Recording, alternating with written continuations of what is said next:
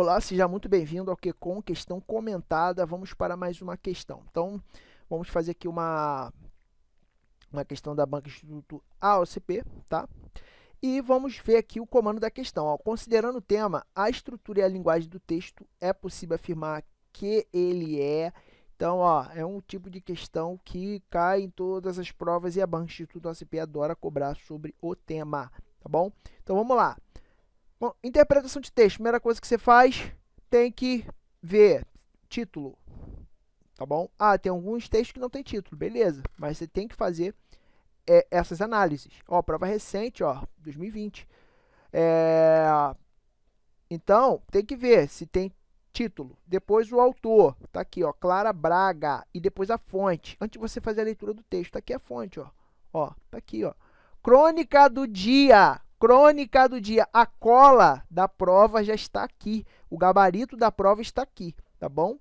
Então, antes de você ler o texto, às vezes a banca já te dá a cola da prova sem você ter a necessidade de vir para o texto, fazer a leitura. Mas vamos fazer a leitura do texto aqui, tá bom? Então, vamos lá. Quem já teve a oportunidade de conviver minimamente com uma criança sabe que o processo de aprender a falar pode render boas histórias. As crianças, antes de desenvolverem 100% dessa habilidade, parece que criam um dialeto. E engana-se quem acha que o dialeto de todas as crianças é igual e que, se você entende o que seu sobrinho ou priminho fala, vai entender todas as crianças. O dialeto da criança é tão complexo que, com exceção de poucas palavras, que todos parecem falar de uma forma igual, só aquela criança fala aquela língua e só uma pessoa entende 100% do que está sendo dito. O que é que eu chamo de pãe? Pãe seria a mistura de pai e mãe, pois raramente um dos dois entende tudo que o filho está dizendo. Eles podem entender a frase toda pelo contexto, mas decifrar e compreender palavrinha por palavrinha é um trabalho de grupo. Às vezes pode parecer complicada essa coisa de não entender o que a criança está querendo dizer, mas confie, em alguns momentos isso pode ser bom. Outro dia estava em um restaurante com meu filho e, como toda criança, ele ficou um tempo sentado e depois foi explorar a redondeza. Fui acompanhando e no caminho encontramos uma avó que estava acompanhando a neta enquanto a mãe jantava no mesmo restaurante onde estávamos. A senhora começou a puxar o assunto com meu filho, na tentativa de aproximar a neta. Meu filho se mostrou aberto à aproximação e ia indo respondendo tudo que a senhora perguntava.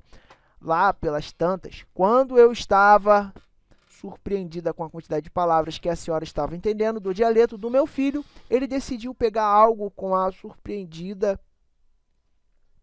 com a quantidade de palavras que a senhora estava entendendo do dialeto do meu filho.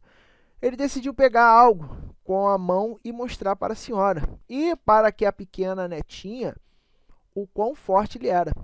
Foi então que a senhora soltou a frase: "Uau, como você é forte!" Ele respondeu com uma das frases prediletas, aprendida por causa de seu interesse e do vício do pai pelo universo dos heróis, Hulk esmagada. Mas ele não disse com ar doce, ele disse como se estivesse com raiva e de fato esmagando o que estava na sua mão. Tudo isso enquanto olhava bem nos olhos na netinha da senhora. Eu fiquei um pouco assustado e com receio do que viria depois. Já dei um riso meio sem graça e estava procurando uma desculpa para aquela frase nada acolhedora. Porém, os santos do dialeto me salvaram. Quando eu vi a frase "a senhora", respondeu para o meu filho: "Ah, sim, você é forte porque come manga. Vou dar muita manga para minha netinha. Assim ela fica forte como você." Fiquei aliviada com a interpretação que ela fez da frase, que, para mim, ela tinha dito com muita clareza. Muito melhor uma neta comendo muita manga do que traumatizada com um bebê que estava prestes a ficar verde e esmagar as coisas ao redor. Acho que vou optar por mostrar a ele desenhos com frases mais amigáveis. Ele está indo bem no processo da fala, mas talvez algo mais dócil ajude no processo de socialização. Então, vamos aqui analisar a letra A. Letra A. Então, conforme é a estrutura, né, e a linguagem do texto, né, que diz aqui o comando, um relato pessoal, pois a narradora conta com detalhes como foi a infância do seu filho. No caso aqui, ela conta uma pequena, né, um pequeno fato que aconteceu, né, mas não tá, o detalhes, não tá em detalhes aqui. Aconteceu uma situação, né, que que não tem nada a ver, não é um fato, um detalhe, né? Foi uma situação que aconteceu, né?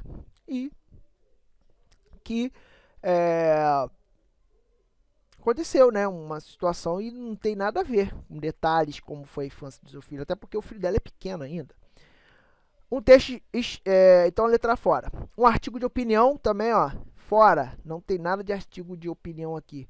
Visto que o objetivo do texto utilizando uma linguagem muito formal, tem frases aqui tem palavras aqui informais, tá? Então não tem nada a ver com palavras formais. Texto instrucional, isso aqui eu vou até desmarcar. Não tem nenhuma instrução aqui, não tem nenhuma voz de comando. Fora. Letra D, uma crônica que parte de um tema corriqueiro. As primeiras falas de uma criança para discutir sobre a complexa tarefa de decifrar o que ela quer dizer. Com certeza, está logo lá nos primeiros parágrafos, você consegue encontrar o gabarito. Letra E, uma carta aberta, já que o texto propõe uma discussão sobre um assunto que interessa a todos. Nem todos estão interessados, né, sobre o assunto de fala de uma criança, até porque tem pessoas que não querem ser pais, né? Tem uma pessoa que não quer ser pai, tem pessoa que não quer ser mãe, entendeu? Então a letra D é o gabarito. Então a responder, certíssima. Eu espero ter te ajudado. Até o próximo vídeo. Tchau!